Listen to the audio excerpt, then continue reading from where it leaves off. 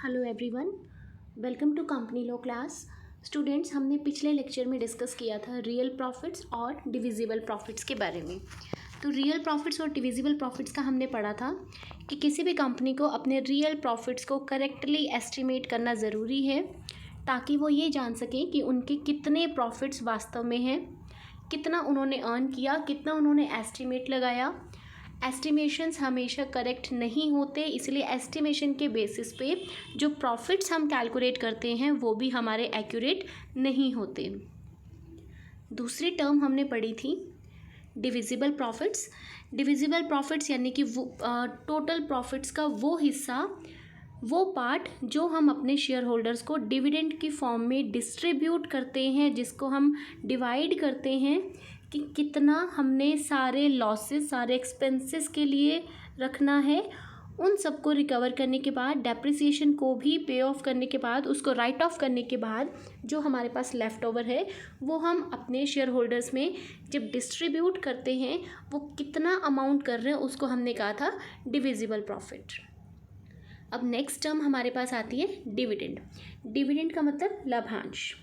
तो स्टूडेंट्स, अब तक आप अच्छे से पढ़ चुके हैं कि लाभांश क्या होता है, कैसे होता है, किस किस टाइप का होता है, ये सब आपने पढ़ा हुआ है। लेकिन अब हम ब्रीफ में फिर से इसको एक बार आज डिस्क्राइब करने वाले हैं। सबसे पहले हम पढ़ेंगे डिविडेंड का मतलब।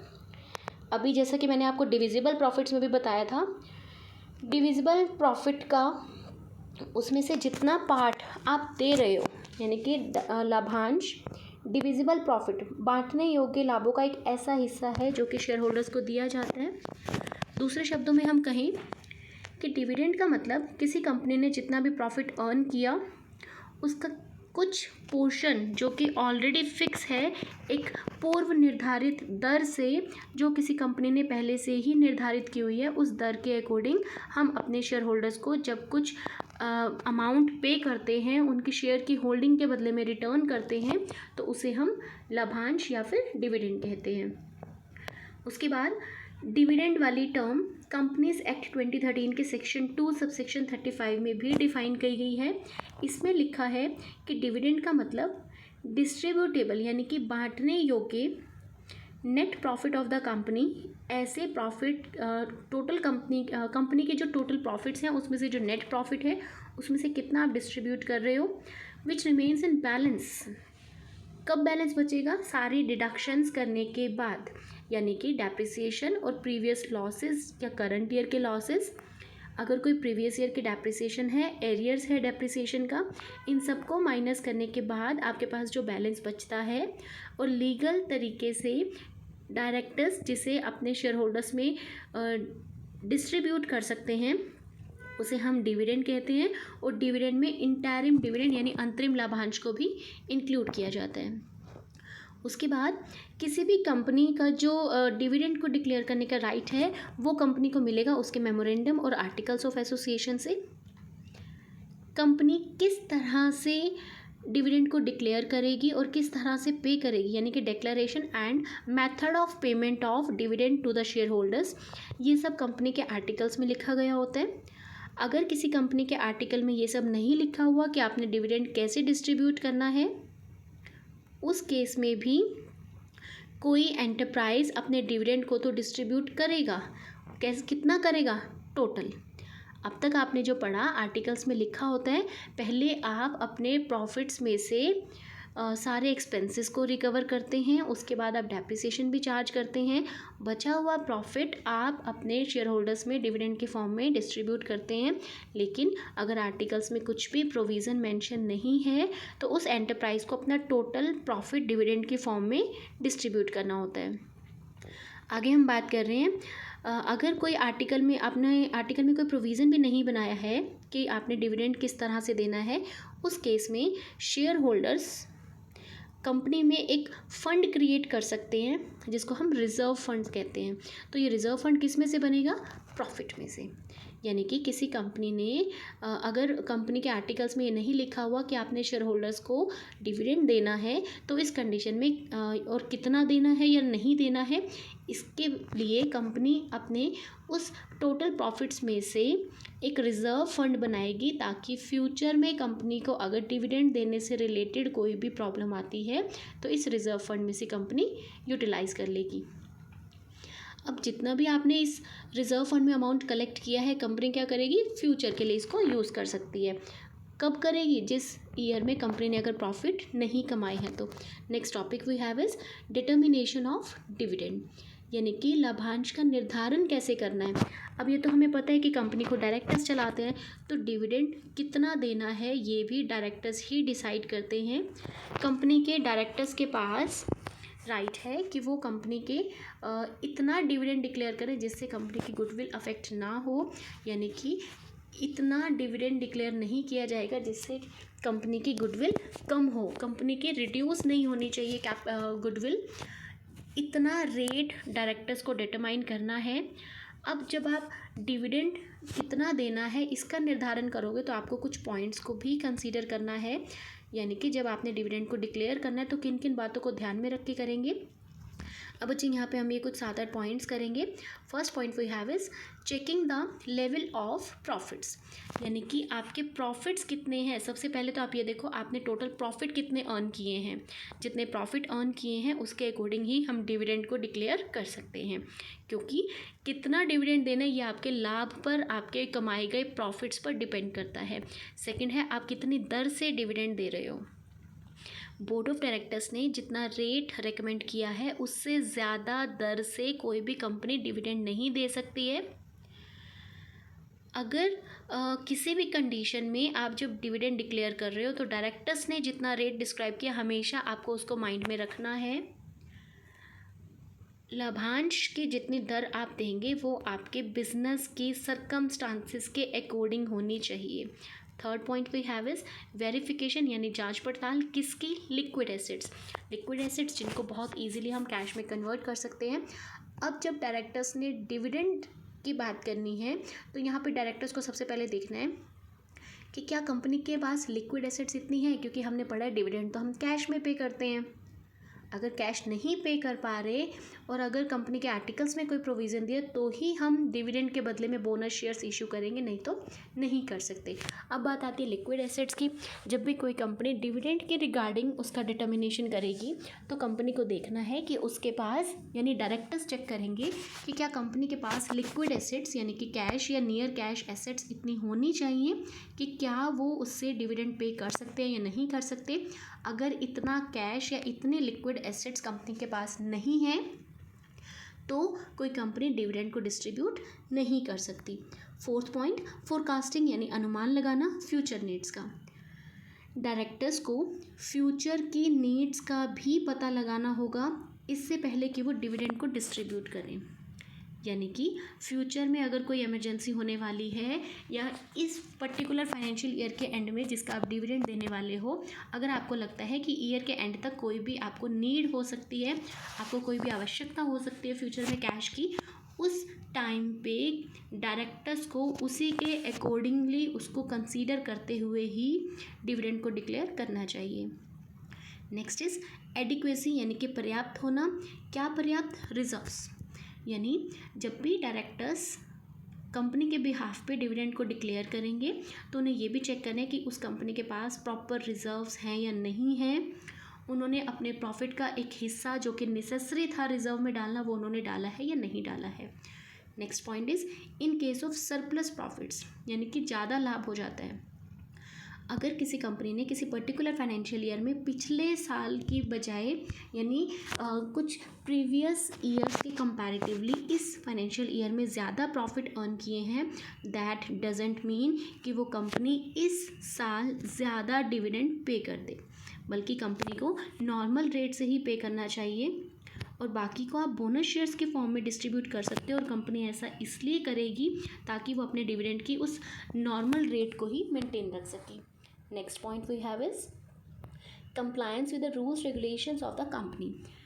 कंपनी के रूल्स रेगुलेशंस किस में लिखे होते हैं? कंपनी के मेमोरेंडम और आर्टिकल में। तो आर्टिकल्स और मेमोरेंडम में आपने जो कुछ भी लिखा है उन सभी रूल्स रेगुलेशंस को, उन सभी नियमों का पालन करते हुए ही किसी कंपनी को डिविडेंड डिक्लेयर करना चाहिए।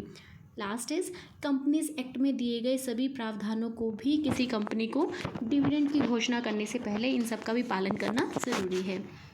बच्चे तो ये हमने किए कि आप जब डिविडेंड को डिटरमाइन करेंगे, उसका निर्धारण करेंगे, तो आपको ये पॉइंट्स कंसीडर करने हैं। नेक्स्ट टॉपिक है स्टैट्यूटरी प्रोविजंस, यानी कि वैधानिक प्रावधान डिविडेंड से संबंधित, यानी कि पहले डिविडेंड की घोषणा की जाएगी और फिर उसकी पेमेंट की जाएगी। इससे संबंधित कुछ वैधानिक प्रावधान हैं, अब हम इनको पढ़ने वाले हैं। सेक्शन 123 हमें बताता है कि किसी कंपनी को डिविडेंड किस टाइम और कैसे डिक्लेयर करना है और कैसे उसका पेमेंट करना है। अब हम इन स्टैट्यूटरी प्रोविजंस को पढ़ने वाले हैं, यानी कि कानूनी प्रावधान क्या दिए गए हैं हमें। पहला पॉइंट, कोई भी कंपनी किसी पर्टिकुलर फाइनेंशियल ईयर में डिविडेंड डिक्लेयर नहीं कर सकती या पे नहीं कर सकती। कब नहीं करेगी?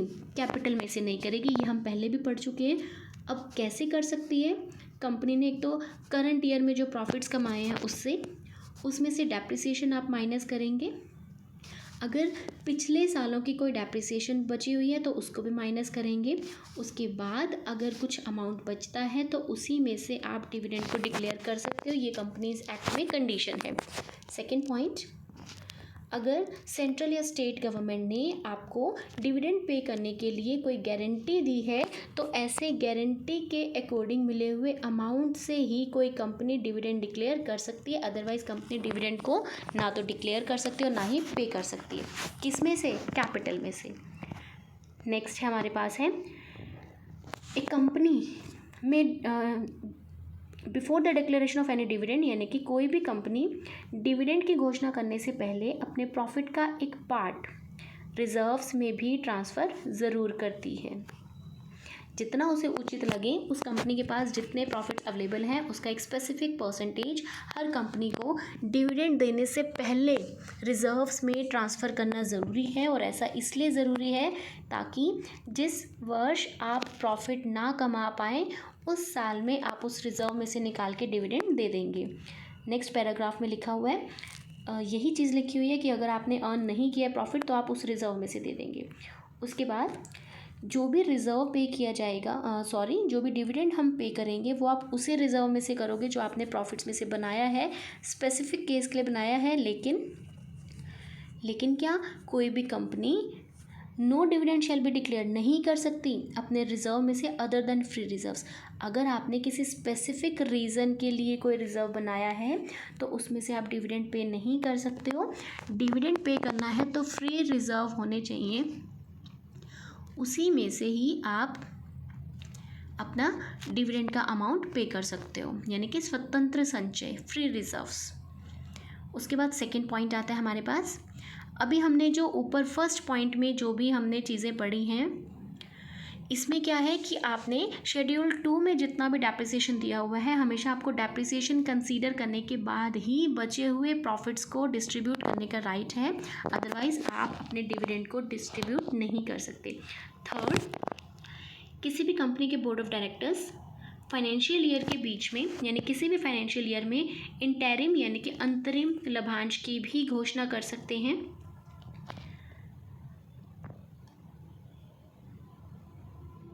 अब जिस फाइनेंशियल ईयर में इंटरिम डिविडेंड की आपने डिक्लेरेशन की है तो उसी साल के लाभों में से, यानी उसी साल के प्रॉफिट्स में से आप इंटरिम डिविडेंड भी देंगे। नेक्स्ट पैराग्राफ में लिखा हुआ है, अगर किसी कंपनी ने किसी फाइनेंशियल ईयर में लॉस अर्न कर लिया है, कब तक? यानी कि वो प्रॉफिट नहीं अर्न कर रही, जिस दिन आपने इंटरिम डिविडेंड डिक्लेयर किया उससे एग्जैक्ट 3 महीने पहले, यानी कि उससे पहले वाले क्वार्टर के एंड तक अगर कोई कंपनी प्रॉफिट अर्न नहीं कर पाई है, ठीक है, तो अब आपने क्या करना है, डिविडेंड आप डिक्लेयर तो कर चुके हो, लेकिन अब आपने देखा अब आपके पास लॉस है, तो अब कंपनी डिविडेंड तो देगी, लेकिन किस दर से देगी?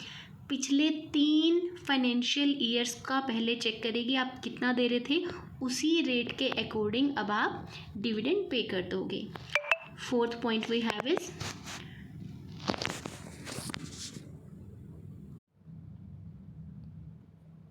द अमाउंट ऑफ डिविडेंड, यानी कि कितना देना है, जितना भी आपने डिविडेंड देना है। और अगर आपने कोई इंटरिम डिविडेंड भी डिक्लेयर किया है तो जिस दिन भी आपने घोषणा की है उसके 5 डेज़ के अंदर अंदर उस डिविडेंड वाले अमाउंट को आपको किसी शेड्यूल्ड बैंक में अलग से एक अकाउंट ओपन करा के उसमें वो अमाउंट डिपॉजिट कराना होगा। 5th हमारे पास है, आप किसको डिविडेंड देंगे, आप सिर्फ रजिस्टर्ड शेयर होल्डर को ही डिविडेंड देंगे या फिर उसके किसी रिप्रेजेंटेटिव को देंगे। उसके बाद लिखा हुआ है कि आपने सेक्शन 123 में जो कुछ भी पढ़ा है उसमें उसके अकॉर्डिंगली कोई भी कंपनी अगर fully paid up bonus shares issue करना चाहती है या किसी मेंबर के पास ऑलरेडी बोनस शेयर्स इशूड हैं तो उस कंडीशन में कंपनी अपने किसी भी शेयर्स पर ड्यू अमाउंट जो कि अभी अनपेड है उसको एडजस्ट करने के लिए उसको एडजस्ट भी कर सकती है और कोई भी कंपनी अपने प्रॉफिट्स को कैपिटलाइज भी कर सकती है। ऐसा कोई भी रिस्ट्रिक्शन इस सेक्शन में गिवन नहीं है। हमने अब तक पढ़ा है कि कंपनी कैश में डिविडेंड पे करेगी। यहाँ पे हमारे पास लिखा है कोई कंपनी जब डिविडेंड देगी तो वो कैश में भी दे सकती है, चेक से भी दे सकती है, कोई इलेक्ट्रॉनिक मोड या फिर वारंट की फॉर्म में भी डिविडेंड को दिया जा सकता है। लास्ट पॉइंट इज़, अगर कोई कंपनी ये सभी प्रोविज़न्स को फॉलो करने में फेल हो जाती है, उन्हें प्रॉपरली पूरा नहीं करती है, उस कंडीशन में कंपनी अपने इक्विटी शेयर्स पर कोई भी डिविडेंड डिक्लेयर नहीं कर सकती। कब तक नहीं करेगी, जब तक कि उनकी वो डिफ़ॉल्ट कंटिन्यू रहती है तब तक वो डिविडेंड डिक्लेयर नहीं कर सकते। Next topic we have is procedure of declaration and payment of dividend, यानी कि प्रक्रिया क्या है, कैसे हमने डिविडेंड को डिक्लेयर करना है और कैसे उसको पे करना है। तब तक हमने पढ़ा है कि कंपनी की मीटिंग्स होती हैं, जनरल मीटिंग होती है, एक्स्ट्राऑर्डिनरी होती है, class meeting, one man meeting, बहुत सारे मीटिंग के टाइप्स हमने पढ़े हैं। लेकिन जब भी आपने कंपनी में कोई डिसीजन लेना होता है तो हमने पढ़ा हुआ है कि हमें प्रस्ताव पास करना होता है, आइदर ऑर्डिनरी और स्पेशल रेजोल्यूशन। तो अब जब हम डिविडेंड की बात करें, ये भी तो एक मेजर डिसीजन है। आपने कब देना है, कितना देना है, क्या आपके पास प्रॉपर प्रॉफिट्स हैं या नहीं हैं, क्या आप सारी लाइबिलिटीज़ को या सारे एक्सपेंसेस को, डेप्रिसिएशन को राइट ऑफ कर चुके हैं या नहीं कर चुके हैं। तो अब यहाँ पे बात आती है कि आपने कैसे घोषणा करनी है, किस समय करनी है और उसकी पेमेंट कैसे करनी है। अब हम इसको स्टार्ट करते हैं। कोई भी कंपनी जब डिविडेंड को डिक्लेयर करती है तो वो किस में करेगी, अपनी वार्षिक साधारण सभा में, annual general meeting of share holders में। इसमें कोई भी कंपनी अपने शेयर होल्डर्स के लिए डिविडेंड को डिक्लेयर करती है। किसी भी कंपनी के डायरेक्टर्स के पास राइट है, यानी उनका अधिकार है संचालकों का कि या तो वो सारे प्रॉफिट्स को रिजर्व में डाल दें या फिर प्रॉफिट का एक पार्ट रिजर्व में डाल दें फ्यूचर के लिए और कुछ अमाउंट अपने शेयर होल्डर्स को पे कर दें। अगर आपके डायरेक्टर्स शेयर होल्डर्स को कुछ भी अमाउंट पे नहीं कर रहे हैं तो शेयर होल्डर्स कैन डिसाइड, तो शेयर होल्डर्स खुद भी ये कह सकते हैं कि जितना डायरेक्टर्स ने फिक्स किया है उसी रेट से आप हमें नेक्स्ट ईयर भी पे कर देना। लेकिन शेयर होल्डर्स अपने बिहाफ पर दिए जाने वाले लाभांश की दर में कोई भी इंक्रीमेंट नहीं कर सकते। आई रिपीट, कितनी परसेंट से, कितनी रेट से डिविडेंड देना है ये डायरेक्टर्स डिसाइड करते हैं, शेयर होल्डर्स डिसाइड नहीं करते। फॉर एग्जांपल, अगर किसी कंपनी के डायरेक्टर्स ने 6% के अकॉर्डिंग डिविडेंड देना डिक्लेयर किया है तो शेयर होल्डर्स किसी भी कंडीशन में उनके पास अधिकार नहीं है कि वो लाभांश की दर 6 से ज़्यादा रखें। लेकिन अगर अंशधारियों को ठीक लगता है तो वो 6 से कम कर सकते हैं रेट को, लेकिन 6 से ज़्यादा नहीं कर सकते। उसके बाद लास्ट लाइन बहुत इंपॉर्टेंट है बच्चे, dividend is declare by passing a resolution, यानी कि जब भी आपने लाभांश की घोषणा करनी है, ठीक है, तो वो प्रस्ताव जो आप पास करेंगे उसी में ही आप डिविडेंड को डिक्लेयर कर सकते हो। उसके बाद डिविडेंड आपने हमेशा रजिस्टर्ड शेयर होल्डर को ही देना या फिर उसके किसी नॉमिनेटेड पर्सन को देना है। कोई भी कंपनी जब डिविडेंड डिक्लेयर करेगी तो उससे पहले उन शेयर होल्डर्स की लिस्ट बनाएगी जिनको आपने डिविडेंड देना है। उसमें आप अपने शेयर होल्डर्स से रिलेटेड सारी डिटेल्स मेंशन करते हैं, उनका शेयर्स का कितना अमाउंट पेड अप है, उनका डिविडेंड कितना ड्यू है, उनका एड्रेस क्या है, उनके टैक्सेस की कोई डिडक्शन है, तो आपको सारी डिटेल्स मेंशन करनी है। इसी लिस्ट के बेसिस पे डिविडेंड वारंट्स को भी प्रिपेयर किया जाता है। उसके बाद आता है सेक्शन 123, फिर से रिपीट हो गया। तो कोई भी कंपनी जब डिविडेंड को पे करेगी तो अपने प्रॉफिट्स में से कर सकती है, कैश के फॉर्म में, चेक के फॉर्म में, या फिर वारंट भी बनाया जा सकता है डिविडेंड के लिए। अगर कोई कंपनी अपने डिविडेंड को चेक या वारंट के फॉर्म में इशू करना चाहती है तो इस कंडीशन में बच्चे प्लीज़ इसको ध्यान से सुनिएगा, इस पैराग्राफ को। सेक्शन 123 कहता है कि जब भी कोई कंपनी चेक के थ्रू या वारंट के थ्रू डिविडेंड पे करना चाहती है तो जैसे ही आपने शेयर होल्डर के रजिस्टर्ड एड्रेस पर उस डिविडेंड के चेक या वारंट को पोस्ट करा दिया, उसकी डाक करा दी, तो मान लिया जाएगा कि आपने डिविडेंड पे कर दिया। अब अगर कोई डिविडेंड पे नहीं किया जाता या फिर आपने कोई चेक या वारंट पोस्ट ही नहीं किया, एक स्पेसिफिक टाइम होता है, उस टाइम पीरियड के अंदर आपको पोस्ट करना है। अगर आप पोस्ट नहीं करते तो ये एक ऑफेंस माना जाएगा। लेकिन जब एक बार आपने डिविडेंड वारंट को पोस्ट कर दिया रजिस्टर्ड एड्रेस पे तो माना जाएगा कि आपने पे भी कर दिया। एक बार अगर डिविडेंड को डिक्लेयर कर दिया तो भी वो कंपनी के लिए एक ऋण बन जाता है। कंपनी घोषणा करने के बाद डिविडेंड पे करने से डिनाई नहीं कर सकती। उसके बाद फर्दर सेक्शन 123 ने रिजर्व बैंक ऑफ इंडिया को भी ऑथोराइज़ किया हुआ है कि वो डिविडेंड की पेमेंट को चेक कर सकती है, आइडेंटिफाई कर सकती है और उसके लिए दिशा निर्देश इशू कर सकती है। नेक्स्ट लाइन लिखी हुई है, कंपनीज एक्ट में उस रिज़र्व को यूटिलाइज़ करने की भी परमिशन है जो कि एसेट्स के रीवैल्यूएशन से आया है। यानी कि आपने एसेट्स का रीवैल्यूएशन किया, उससे आपके पास जो अमाउंट आया उसे आप फुल्ली पेड अप शेयर्स के केस में जैसे यूज़ करते हो उसी तरह से आप डिविडेंड पे करने के लिए भी इस रिजर्व्स का यूज़ कर सकते हो। नेक्स्ट है, कोई भी कंपनी चाहे जो वो डिविडेंड देगी उसमें इंटरिम डिविडेंड भी इंक्लूड है। जिस दिन आपने घोषणा की है, डिक्लेयर की है, उसके 30 दिन के अंदर अंदर 30 डेज़ के अंदर अंदर आपको डिविडेंड पे करना ही करना है। अब आती है पेनल्टी या पनिशमेंट। अगर आपने डिविडेंड डिक्लेयर तो कर दिया लेकिन पे नहीं किया, या फिर आपने तो डिक्लेयर कर दिया, आप पे भी करने के लिए रेडी हो लेकिन किसी शेयर होल्डर ने क्लेम नहीं किया अभी तक, इस केस में अब आपको पढ़ना है कि पेनल्टी कैसी होगी। अगर कंपनी नहीं दे रही है डिक्लेयर करने के बाद तो कौन रिस्पॉन्सिबल है? ऑब्वियसली कंपनी नहीं है, कंपनी के बिहाफ पे डायरेक्टर्स रिस्पॉन्सिबल है अगर वो कोई भी डिफ़ॉल्ट करते हैं तो। अब हम पढ़ेंगे क्या क्या डिफ़ॉल्ट है और किस तरह से पनिशमेंट मिलेगी, कब नहीं मिलेगी। इसके लिए सेक्शन 127 है। सेक्शन 127 कहता है किसी कंपनी ने डिविडेंड डिक्लेयर तो कर दिया लेकिन पे नहीं किया या फिर वारंट पोस्ट नहीं किया 30 दिन के अंदर अंदर, ठीक है, तो इस केस में वो शेयर होल्डर क्या करेगा जिसने डिविडेंड लेना था। अब वो अगर देखेगा कि कोई डायरेक्टर जानबूझ के लिए उसने ऐसा डिफ़ॉल्ट किया है या किसी डायरेक्टर से डिफ़ॉल्ट अगर उसको पता चल गया तो ऐसा डायरेक्टर उस डिफ़ॉल्ट के लिए पनिशेबल माना जाएगा। उसको हम इम्प्रिजनमेंट यानी उसको जेल भी हो सकती है, कम से कम 2 साल की जेल, और उसके ऊपर फ़ाइन इम्पोज होगा जो कि 1000 रुपये 1000 रुपये पर डे के हिसाब से जब तक डिफ़ॉल्ट कंटिन्यू रहेगा तब तक। अब कंपनी ने डिविडेंड पे नहीं किया तो ड्यू टाइम पे देना था, नहीं दिया तो उस टाइम के लिए कंपनी को 18%, यहाँ पे देखिए बच्चे गिवन है 18% के अकॉर्डिंग कंपनी उसके ऊपर साधारण ब्याज भी देगी। 18% पर एनम के अकॉर्डिंग साधारण ब्याज भी उस कंपनी को देना होगा जब तक कंपनी ऐसे डिक्लेयर किए गए डिविडेंड को पे नहीं कर देती। अब आती है कि डायरेक्टर्स किन कंडीशंस में रिस्पॉन्सिबल नहीं है। अभी हमने पढ़ा डायरेक्टर्स को पनिशमेंट मिलेगी, या तो हम उनको जेल में डाल देंगे या फिर उनसे फ़ाइन लेंगे। अब बात आती है किन कंडीशंस में डायरेक्टर को हम कुछ नहीं कहेंगे। फर्स्ट कंडीशन बच्चे ये हमने डिविजिबल में भी पढ़ा है, सेम वही रिपीट होने वाला है। अब फर्स्ट, अगर किसी कानून के अप्लाई होने की वजह से डिविडेंड को डिक्लेयर ना किया जा सके, ना दिया जा सके, पे नहीं कर पाए। दूसरा, शेयर होल्डर ने जो हमें निर्देश दिए थे उन निर्देशों का पालन करते हुए अगर डिविडेंड नहीं दे सकते तो भी डायरेक्टर्स को रिस्पॉन्सिबल नहीं माना जाएगा। तीसरा केस, अगर जॉइंट शेयर होल्डर्स हैं, जॉइंट रिसीवर्स हैं डिविडेंड के, अगर उनके बीच में कोई डिस्प्यूट है तो इसके लिए कंपनी रिस्पॉन्सिबल नहीं है। फोर्थ पॉइंट, अगर आपने डिविडेंड को शेयर होल्डर से लेने वाले किसी अमाउंट के बदले में एडजस्ट कर दिया तो भी डायरेक्टर्स रिस्पॉन्सिबल नहीं हैं।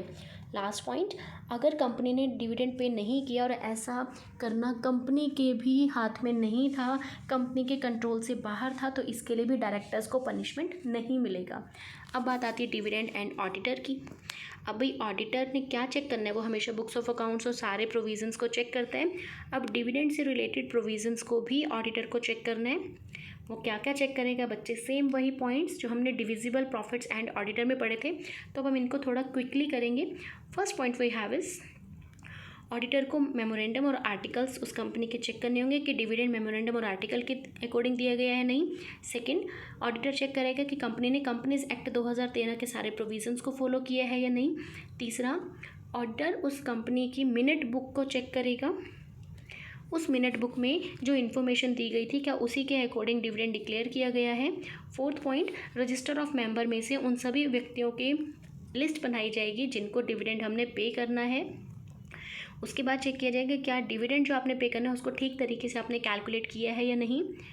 जितना आपने डिविडेंड पे किया है उसको चेक किया जाएगा। शेयर होल्डर्स ने जब डिविडेंड रिसीव कर लिया तो उन्होंने एक रिसिप्ट दिया होगा कंपनी को, उस रिसिप्ट के बेसिस पे पेड डिविडेंड को वेरीफाई किया जाएगा, क्रॉस चेक किया जाएगा। अगर आपने चेक के थ्रू दिया है तो पासबुक को देखा जाएगा। ये सब काम ऑडिटर करेगा। उसके बाद ऑडिटर क्या करेगा, वो देखेगा कि अगर आपने डिविडेंड के बदले में बोनस शेयर्स दिए हैं तो क्या ऐसा करना आर्टिकल्स के अकॉर्डिंग अलाउड था।